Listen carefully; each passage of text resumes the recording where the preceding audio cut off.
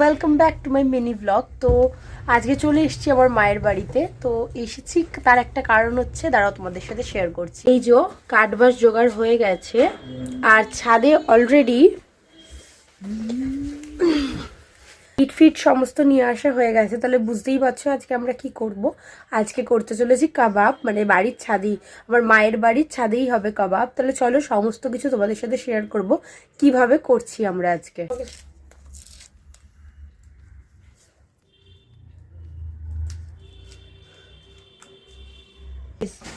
পেঁয়াজ নেই, কাঁচা লঙ্কা লাগে তো, কাঁচা লঙ্কা দেবো।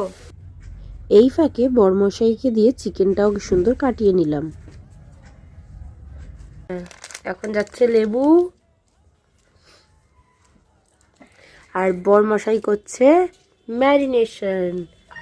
কেন আমি দেবো, ঢালতে থাকবো, আগে আদা রসুনটা দিয়ে দাও। দিচ্ছি গোলমরিচ, দেখো তো মা। এখন যাচ্ছে টক দই, দেখো কতটা দই তো লাগেই, আর দিও না, দিয়ে দিচ্ছি গরম মশলা একটুখানি। গরম মশলাটা অল্পই থাক বুঝলে। এখন একটু লঙ্কার গুঁড়ো অল্প, আমরা ঠিক জানি না কিভাবে করতে হয়, তাও চেষ্টা করছি আর কি। আর এখন চলে যাবে নুন। দেখো এই যে চিকেন ম্যারিনেশন তো একদম ডান। এইটা করব সন্ধেবেলা 7টা 8টার দিকে, তখন করব। এখন ম্যারিনেশন করা থাক। আর এখন করব ধনেপাতার চাটনি। আর এবার করব ধনেপাতা চাটনি বললামই। প্রথমেই দিয়ে দেবো ধনেপাতাটা,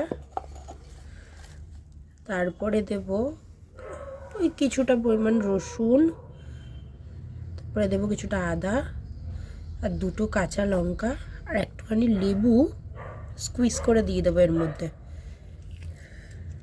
আর দেব টক দই, দেখো তো মা কতটা দিচ্ছি, ঠিক আছে। এর মধ্যে একটু পুদিনা পাতা হলে খুব ভালো হয়, কিন্তু আমার কাছে এখন নেই। আর এখন যাচ্ছে নুন, দিয়ে দাও।